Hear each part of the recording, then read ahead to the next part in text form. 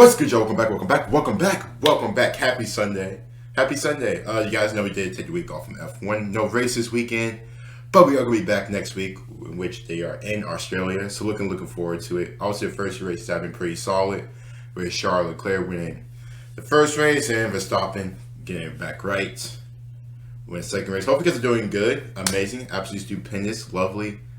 How good was Verstappen Senior? I don't want to say a first name until I get the pronunciation. I'm gonna say Jos Verstappen, but I probably butchered that name. So sorry about that. But we did kind of react to. You do kind of have a basic knowledge of him. You know, obviously he's Max Verstappen's dad.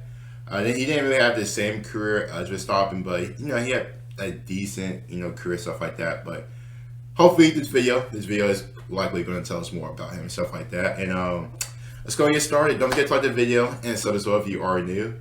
And now, that's it. Let's go and get started with the video. Jos Verstappen, or affectionately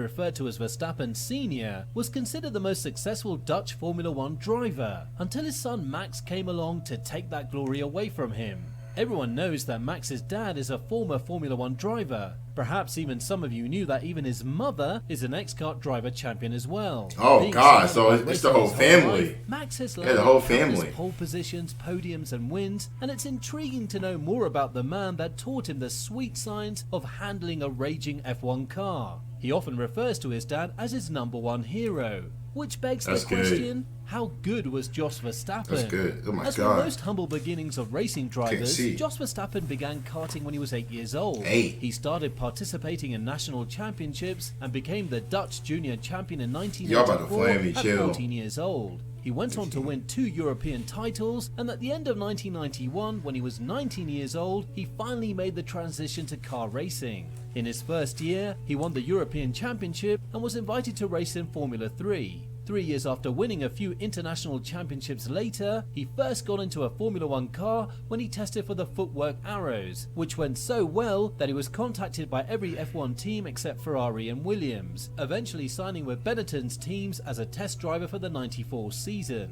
Jos has a pretty decorated racing past, but it wasn't always smooth sailing. In his first year in '94, he finished 10th place in the Drivers' Championship with Benetton. The next year, when he was loaned to Simtech by Benetton, multiple technical difficulties saw him only finishing once in the 5 races that he drove.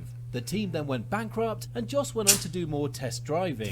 The next season, Jos signed with the Footwork Arrows team and initially did well, finishing 5th and 6th in Interlagos and Buenos Aires. But when the team was taken over by a different organisation, during the Belgium GP, a part of the car's suspension broke off and he crashed badly, leaving him unable to drive for a while. Again, without a regular drive and financial backing, Verstappen went on to test drive once more. When he test drove for Honda next year, it looked as though things were finally moving in the right direction. That's probably the most generic car design I've ever seen. Like, I know it is Honda, but just white. It's a plain white car. You couldn't add any texture or anything to it, just a plain white car. But just a bit little my analysis. My analysis. Somebody kind of has some bad luck. Obviously, he had a pretty solid, young junior career, winning a couple of championships, stuff like that. But, it just seemed like the minute he reached F1, he's a test driver, and then he kind of had some bad luck. Obviously, Footwork went bankrupt, stuff like that, which very, very unfortunate. And then also you had that scary incident, which you just saw. That incident looked scary. Really crazy. Excuse me. But when Honda changed their mind from being a team to an engine supplier, yet again Verstappen was without a seat. Yeah, he has bad luck. It's just bad luck. Jos returned to the Arrows, but the presumably impressive car turned out to be rather unreliable. Later in the year, he was meant to sign with Sauber until it was discovered that he was physically too big for the car. In 2003, he joined Minardi, where his best result was 9th place at the Canadian GP due to insufficient funds and an underpowered engine. Out of a drive for 2004... Yeah, it always seems like every company he's with always has some money issues or some mechanical issues.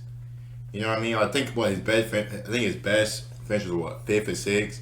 So it always just seems like all the teams that he went to, it seemed like now, like the last couple of years, it seemed like it's just been a new team every new year. But it seems like every team it just has unfortunate bad luck, just money issues, stuff like that, mechanical Jos issues. joined the A1 Team Netherlands and then in 2007 took part in the Le Mans race, in which he won several 1,000-kilometer races, including Catalonia, Spa, and finishing second at Monza. In truth, Jos was definitely a talented driver, to be even in the position he was back then. But technical difficulties, lack of financial support, unfortunate crashes, last-minute decision changes by teams at a time when motorsport is not as big as it's now, well, not a lot of stars aligned for Jos Verstappen in his racing career for him to be as good as he could have been. However, who would have thought that redemption would come in the form of a blue-eyed baby boy that would go on to ask his mother for a race card at the tender age of 6.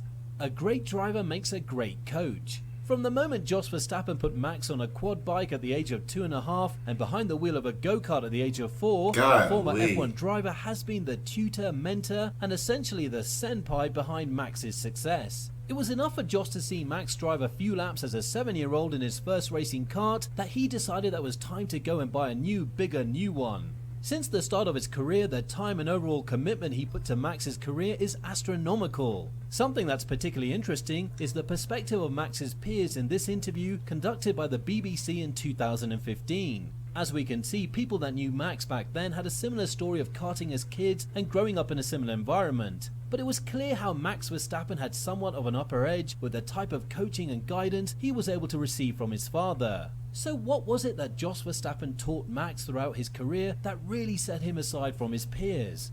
The workshop. Verstappen has previously stated that it was hard to keep up financially at times since it was difficult to get sponsors in the early stages of Max's career. However, with the fruits of his own labour that he acquired throughout his F1 career, he was able to build out a full workshop with everything that Max could ever dreamt of. That's pretty cool. He even stated that everything that has an engine, we have. Testing and building.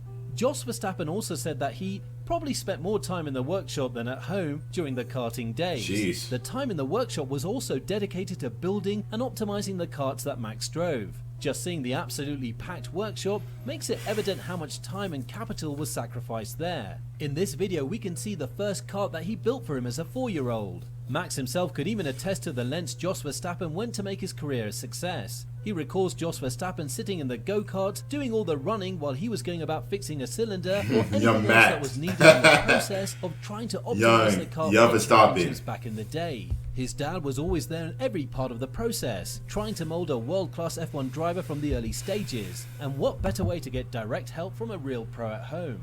The tricks and the feeling. In documentaries and interviews, Jos has been particularly... I think I'll say this about Jos is that you can just tell how much he all the investment, time, money he put into his son to make him great. Buying him all of his engines, obviously the workshop. He spent more time in the workshop compared to him at home. If it has an engine, we got it. He devoted all of his time to make his son as great as he can be, man. And it shows now. Verstappen's one of the best drivers in F1 right now. And I love that. That's cool. That's very, very amazing. Very, very amazing. About the importance of karting before moving on to the big leagues. It's with karting you actually learn the tricks and the feeling. It's where it all starts. The same things that you can change on a go-kart are the same type of things you would change on a bigger F1 car. So normally the engineering related changes work out the same way. It all comes down to intuition for Jos. As you say, you need 10,000 hours to really master your craft in any field. With years of practice, you build a sense for how your car moves. Every little change can be felt as it almost serves an extension of your own body. Verstappen 2.0.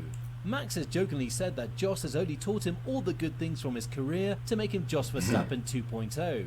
In retrospect, Jos sees himself more as an aggressive driver and acknowledges that Max is much further along than he was at this age. He's able to pace himself better. For example, he says, "At the moments that I should have stayed behind someone, I just went for it." Max does have that self-control. He taught Max that overtaking is not always necessarily good. If you overtake someone where you lose a lot of time, it's just a crappy action.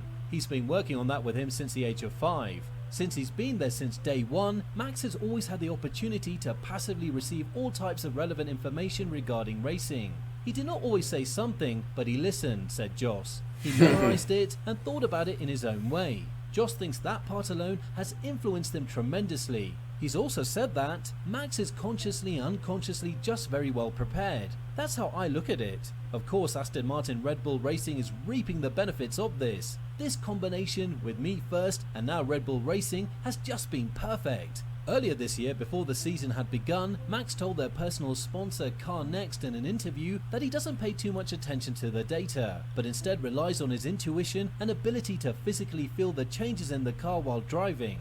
Interestingly, Jos is uniquely positioned to give this advice to Max because not only did he complete 106 races over his entire career, he tested a lot of cars. So much so that Verstappen was a common name to be mentioned in pit lane gossip as a replacement for underperforming drivers due to his experience as a free agent, so to speak. Jos tested for the Footwork Arrows, Benetton, Ligier, and was the first test driver for the Honda Formula One project. He also drove for Minardi, Tyrrell and Stewart. With that much experience, he drove for a lot of different he has a lot teams. of advice to offer his son. As Jos has said that he feels that he was more of an aggressive driver back in his day, but at that point you could actually... You know, it's funny. He mentioned that Max doesn't really like the data team, stuff like that.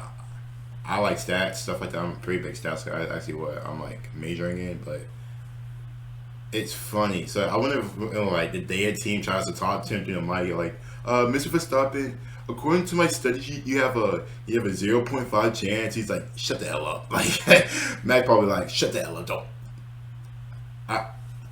I can't say it in Dutch because I don't have a Dutch accent, so I don't know how to say it. But you know, don't like, shut up. Like, shut up. Don't bring that BS around me.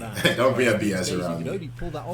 I know how my car feels. Don't tell me no data crap. Regulations and implementations more seriously, and we do get flashes of Max driving aggressively sometimes too. But overall, he's matured as a driver, and it's no wonder why. His father is a veteran F1 racer and gives him advice that actually works. You'll often hear the words talent of a generation come up in the paddock in hushed whispers, as was the case for Max Verstappen. But what does that mean? There is a finite amount of motorsport talent out there which comes around in the form of a promising new driver. Yes and no.